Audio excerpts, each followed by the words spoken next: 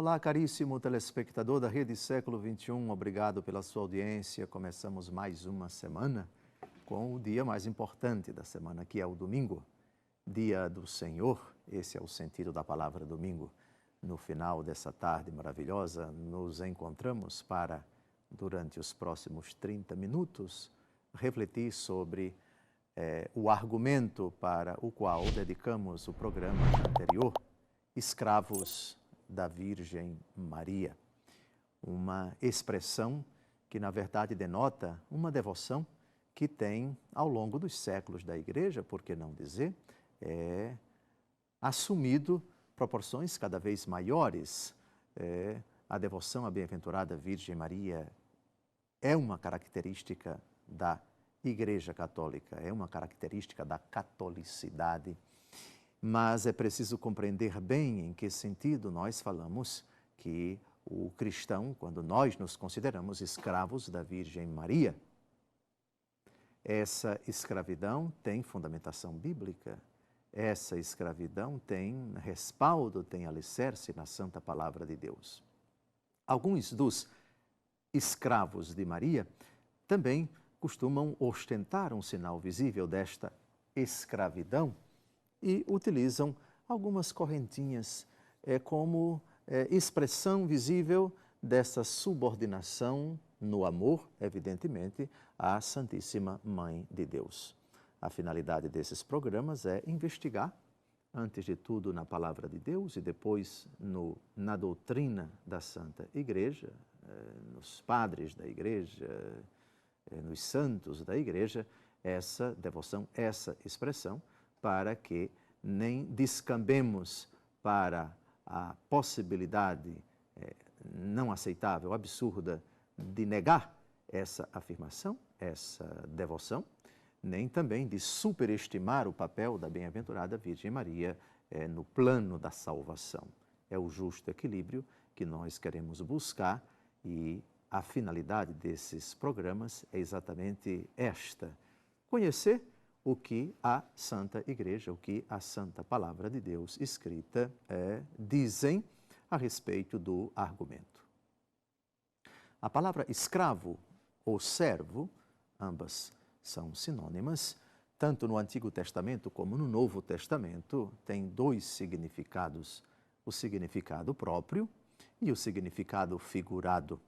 O significado próprio evoca aquela instituição, hoje praticamente em extinção, não existe mais em nenhum lugar do mundo, a não ser nas terríveis ditaduras de natureza filosófica, ideológica ou religiosa, escravos, não existem mais escravos. O Brasil já teve a escravidão, que foi abolida, graças a Deus, no sentido próprio, na época em que o Antigo Testamento, os livros do Antigo Testamento foram redigidos, existia sim no mundo antigo esse instituto chamado escravidão, seres humanos que eram escravos de outros seres humanos. Também no Novo Testamento. E nosso Senhor Jesus Cristo estabeleceu elementos doutrinais para que todos os seres humanos fossem tratados como iguais, porque todos foram criados à imagem e semelhança de Deus. O segundo significado da palavra servo, da palavra escravo, é o significado figurado. E nós citamos alguns textos do Antigo Testamento, como esse do capítulo 18 do livro do Gênesis, de 2 a 5, que vamos ver agora e tecer alguns comentários, e depois dele vamos citar a pessoa de Moisés. A palavra servo era utilizada pelo dialogante para significar, para ele, considerando-se como servo, significar-se em posição inferior com relação à pessoa com quem ele está falando. Uma forma delicada de ressaltar a dignidade e a grandeza da pessoa a quem ele se dirige e se colocar humildemente numa atitude inferior para ressaltar a grandeza a dignidade é uma forma de delicadeza, é uma expressão que nós estamos investigando no Antigo Testamento. Quando a palavra servo aparece nessas expressões, ela quer exatamente significar isto: alguém que está ao seu inteiro dispor. Esse é o sentido da palavra servo. Gênesis capítulo 18, de 2 a 5. Meus senhores, disse ele, se encontrei graça diante de vossos olhos, não passeis avante, sem vos deterdes em casa de vosso servo. Vou buscar um pouco de água para vos lavar os pés. Descansai um pouco sob esta árvore, eu vos trarei um pouco de pão, e assim restaurareis as vossas forças para prosseguirdes o vosso caminho. Porque é para isso que passastes perto de vosso servo. Eles responderam, faze como disseste. É um trecho do relato do episódio das aparições dos anjos nos carvalhos de Mambré, à pessoa de Abraão.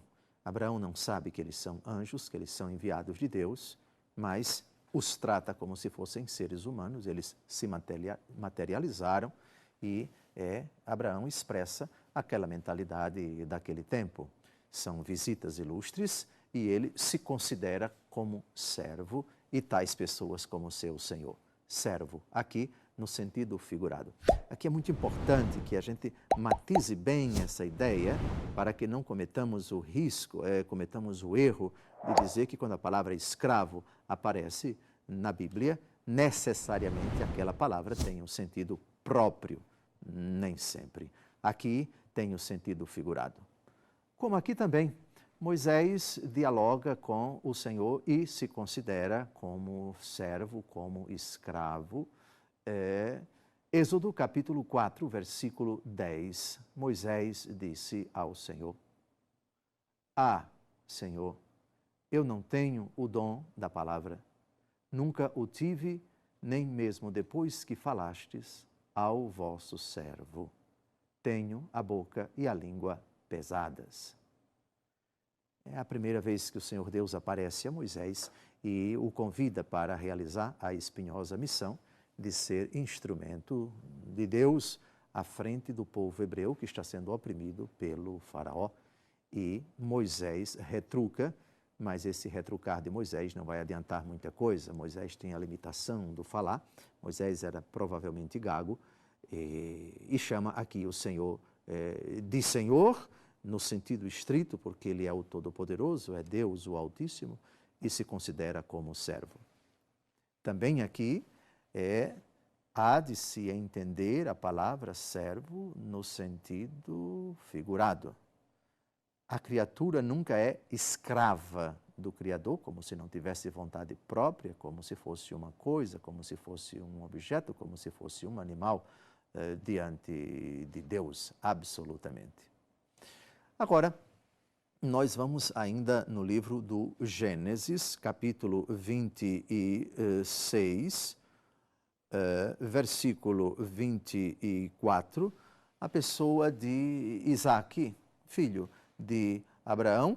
Isaque vai ser o objeto de uma das aparições do Senhor e essa mesma expressão aparece.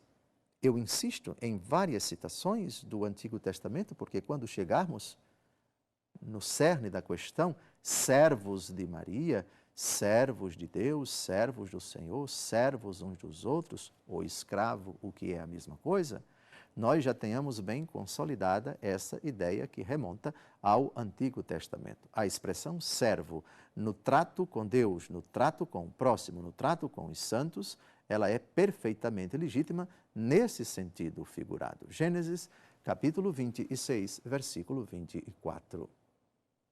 Naquela mesma noite, o Senhor apareceu-lhe e disse-lhe: Eu sou o Deus de Abraão, teu pai. Nada temas, estou contigo. Eu te abençoarei e multiplicarei tua descendência por causa de Abraão, meu servo. O Senhor Deus se dirige ao pai de Isaque. Isaque tem uma visão acerca de Deus, e Deus, quando lhe aparece, consolida, reitera, repete as promessas que ele fizera ao seu pai, a quem o Senhor Deus chama meu servo. Abraão, meu servo. Abraão, meu escravo, mas repita-se, escravo no sentido figurado. Chamar uma criatura de escravo, quando isso é pronunciado por Deus, nunca tem o sentido próprio de escravidão no sentido pejorativo de que falamos logo no começo do primeiro encontro que realizamos na semana passada.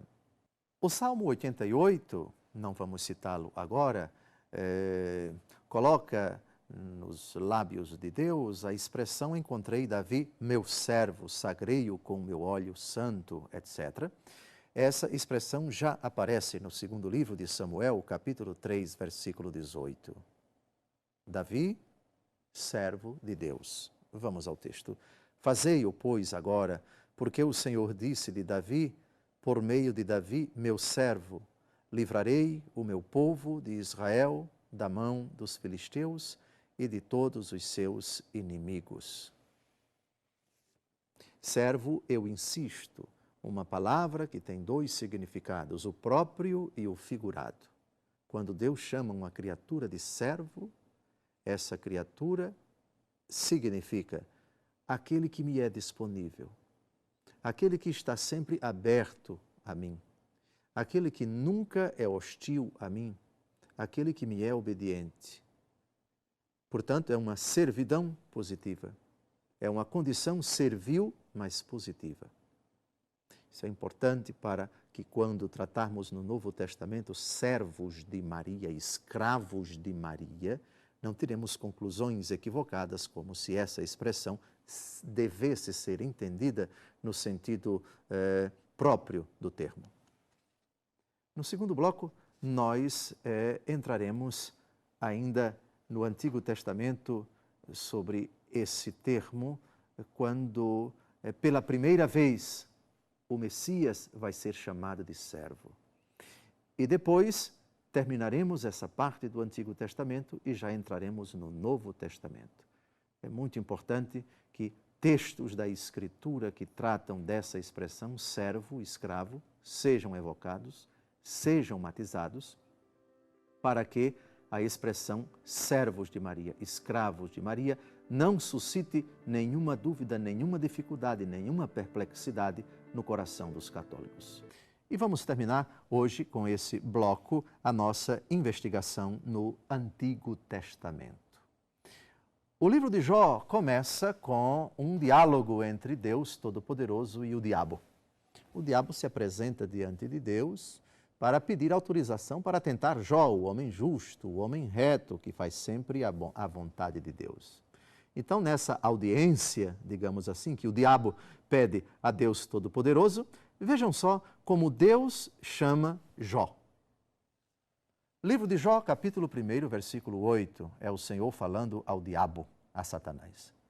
O Senhor disse-lhe, notaste o meu servo Jó? Não há ninguém igual a ele na terra, íntegro, reto, temente a Deus, afastado do mal. Meu servo Jó. O sentido que Deus atribui a essa palavra, o sentido que há de ser dado a essa palavra, nesse contexto, é o sentido figurado. Quando Deus chama alguém de servo, Abraão, meu servo, Isaque, meu servo, Davi, meu servo, Jó, meu servo, significa alguém que me obedece, alguém que me é dócil, alguém que faz sempre aquilo que eu quero. Esse é o sentido.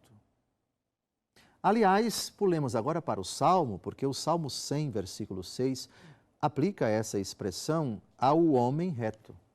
Qualquer homem reto, qualquer homem íntegro, qualquer homem dócil a Deus, qualquer homem santo, é chamado de servo do Senhor. Vamos ao texto. Meus olhos se voltarão para os fiéis da terra, para fazê-los habitar comigo. Será meu servo o homem que segue o caminho reto. Eu penso que esse texto do Salmo é paradigmático para sintetizar exatamente toda a doutrina do servo do Antigo Testamento. Eu repito, eu insisto, eu peço por caridade a todos os católicos, a todos os que nos escutam, para fazer esse discernimento imprescindível. Escravo, na língua portuguesa, em sentido próprio, no dicionário, tem o significado preciso, o significado daquele ser humano que é tido como uma coisa, como uma mercadoria, que não tem vontade própria, um ser humano que é traficado, daí se fala de tráfico de escravos, onde ele não tem dignidade nenhuma, não tem direito nenhum, realidade que é alheia à nossa mentalidade atual, porque a escravidão já foi abolida. E esse significado próprio aparece em alguns textos da Escritura. Mas quando Deus chama as criaturas de servo, não é nesse significado, mas no significado metafórico.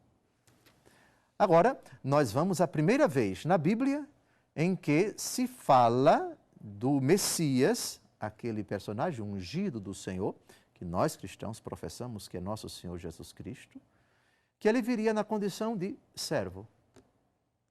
Um dos 4 cantos do servo sofredor no livro do profeta Isaías, esse é do capítulo 42, versículo 1, Deus Todo-Poderoso se refere ao seu Messias, ao seu ungido como servo.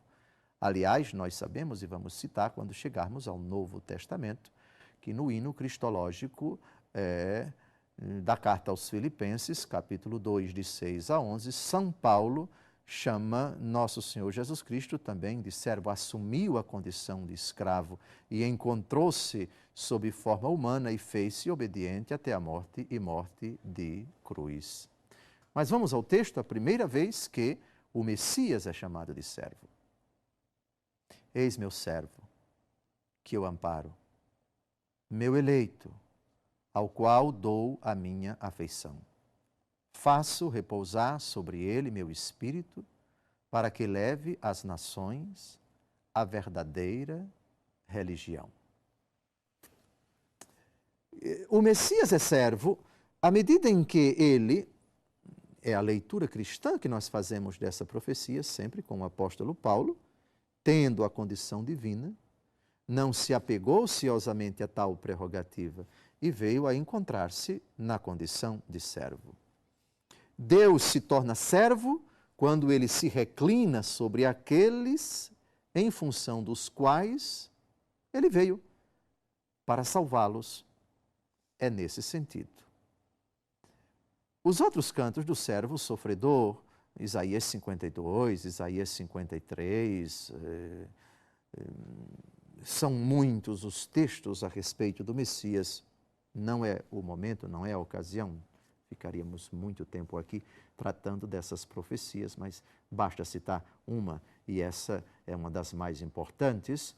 Visam exatamente isto. Deus não é escravo de ninguém no sentido estrito, no sentido próprio da expressão escravo. Mas é um Deus que se reclina para servir, para oferecer-se. E esse é o sentido do aniquilamento. Tendo amado os seus que estavam no mundo, amou-os até o fim, até as últimas consequências. O Filho do Homem que não veio para condenar o mundo, mas para que o mundo fosse salvo por ele, pelo mistério redentor no Calvário.